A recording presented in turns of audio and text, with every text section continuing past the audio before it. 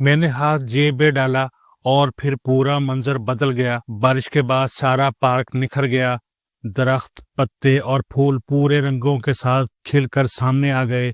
کبوتروں کی ایک ڈار کسی طرف سے اڑتی ہوئی گھاس پر بیٹھی، دائیں بائیں دیکھ کر چونچے مٹی پر رگڑی۔ ہلکی سی ٹھک کی آواز آئی، ایک کبوتر اڑا اور پوری ڈار ہوا میں جوف بناتی تیرنے لگی۔ کبوتروں کی فارمیشن میں کوئی ایسا جادو تھا جس نے مجھے پوری طرح اپنی گرفت میں لے لیا، اور میں ڈار کے معدوم ہونے تک فضا پر نظریں جما کر کھڑا رہا۔ سامنے درخت کے نیچے 2 پولیس اہلکار گھاس پر لیٹے ہوئے تھے۔ ان کی موٹر سائیکل، ہیلمٹ اور لمبے شوز سائیڈ پر پڑے تھے، اور وہ آنکھوں پر ہاتھوں کا چھجا رکھ کر سستا رہے تھے۔ یہ یقیناً طویل ڈیوٹی کے بعد تھک گئے ہوں گے۔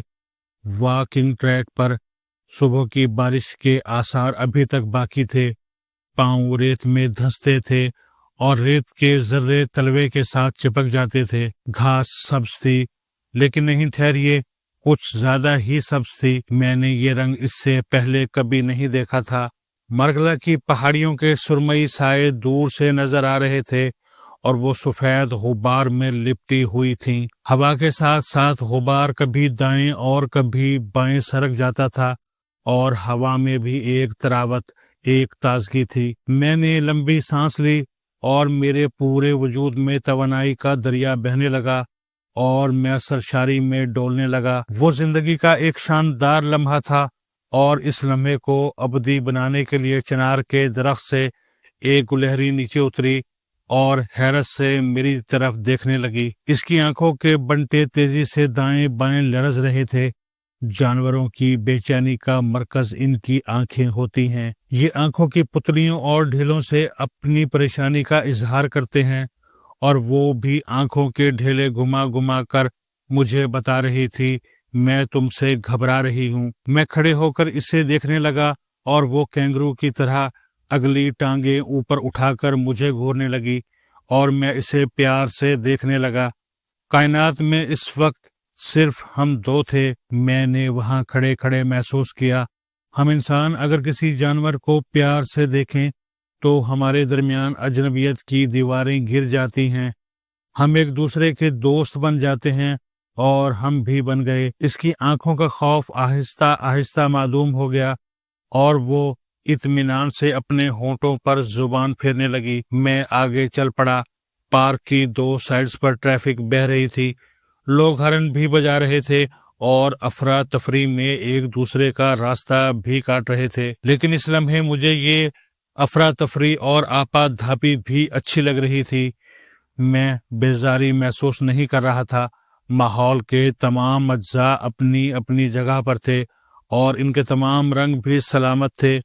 لیکن پھر میں نے عادتاً وہی غلطی دہرا دی۔ میں نے جیب میں ہاتھ ڈالا، اور سیکنڈ کے 1000ویں حصے میں یہ سارا منظر غائب ہو گیا، اور میں بارش سے دھلی جنت سے سلگتے تڑپتے جہنم میں آ گرا۔ میرے تن من میں آگ لگ گئی، اور میں پاؤں کی انگلیوں سے لے کر سر کے بالوں تک جلنے لگا۔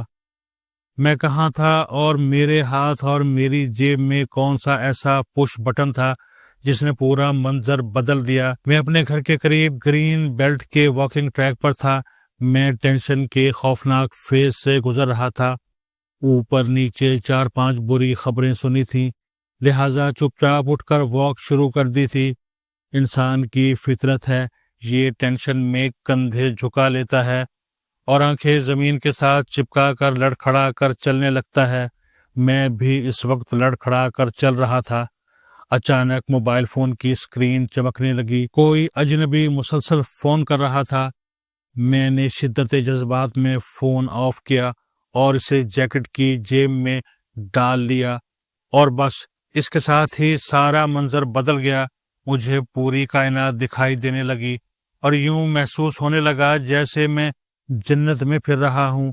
یہ صورتحال آدھ گھنٹے تک قائم رہی، لیکن میں نے پھر غیر ارادی طور پر جیب میں ہاتھ ڈال کر موبائل فون باہر نکال لیا، اور اس کی اسکرین آن ہونے کی دیر تھی، اور میری نظروں سے یہ سارا منظر غائب ہو گیا، اور اس کی جگہ سلگتے تڑپتے جہنم نے لے لی۔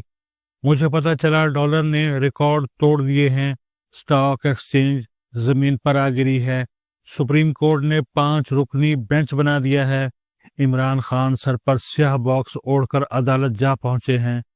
आटे की भगदड़ ने मजीद 2 लोगों की जान ले ली और मैं चंद सेकंड में दोबारा इसी सूरत हाल का शिकार था जिससे जान छुड़ाने के लिए मैंने वॉक शुरू की थी। मुझे इस वक्त मालूम हुआ मेरा इशू हालात नहीं है, मेरा मसला मोबाइल फ़ोन है।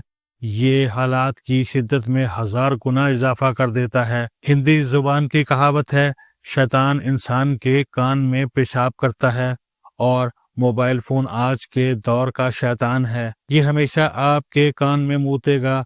आपको अगर यकीन ना आए तो आप किसी रोज़ इस दिन की तमाम कॉल्स की कैफियत कॉपी में लिख लें। आप ये देखकर हैरान रह जाएंगे।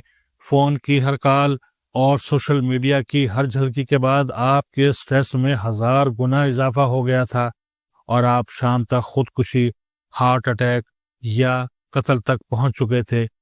और ये हालत सिर्फ आप या मेरी नहीं होगी, बल्कि स्मार्टफोन इजाद करने वाला मार्टिन कूपर भी आजकल इसी सूरत हाल का शिकार है। मार्टिन ने आज से ठीक 50 साल पहले स्मार्टफोन इजाद किया था। ये खुद भी इस वक्त आईफोन इस्तेमाल करता है और रोज अपने और अपनी इजाद पर लानत भेजता है। मार्टिन कूपर ने चंद दिन कबल एक नौजवान को मोबाइल फोन में घुसे हुए सड़क पार करते देखा तो इसका कलेजा मुंह को आ गया और इसे महसूस हुआ ये नौजवान हादसे का शिकार हो जाएगा। मार्टिन खुद कहता है, मैंने कभी सोचा भी नहीं था मेरी इजाद इस तरह इस्तेमाल होगी जिस तरह मेरे पोते पोतियां और नवासे नवासियां कर रहे हैं। मार्टिन कूपर की उम्र इस वक्त 94 साल है। ये अमेरिका के शहर सैन डिएगो के टाउन डेलमार में रहता है और रोज सुबह शाम अपनी हिमाकत पर अफसोस करता है। आप भी अगर किसी दिन रिसर्च करेंगे तो आप भी खुद को मार्टिन कूपर समझेंगे। हम इंसान खुद को फिट रखने के खप्त में मुब्तला हैं। हम खुद को जिस्मानी, जहनी और रूहानी लिहाज से भी फिट रखना चाहते हैं और माशी, सियासी और इखलाकी लिहाज से भी, लेकिन सोशल फिटनेस इन शोबों से कहीं ज़्यादा अहम है। हम अगर सोशली फिट होंगे तो ही हम इखलाकी, सियासी, माशी, रूहानी, जहनी और जिस्मानी लिहाज से फिट होंगे। इंसान सोशल एनिमल है। हमसे अगर सोसाइटी या समाज को अलग कर दिया जाए तो हम में और खोते में कोई फ़र्क नहीं रहेगा। लिहाजा हम इंसानों को सोशल फिटनेस इंसान बनाती है।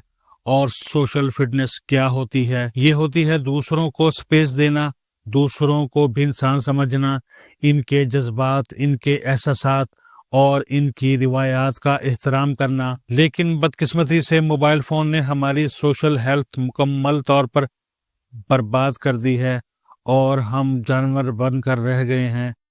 आप किसी रोज़ अपने नाम आने वाले तमाम पैगाम या फॉरवर्ड मैसेजेस पढ़ लें, आपका दिमाग ख़राब हो जाएगा और आप इसके बाद अगले 3 दिन तक किसी काम के काबिल नहीं रहेंगे।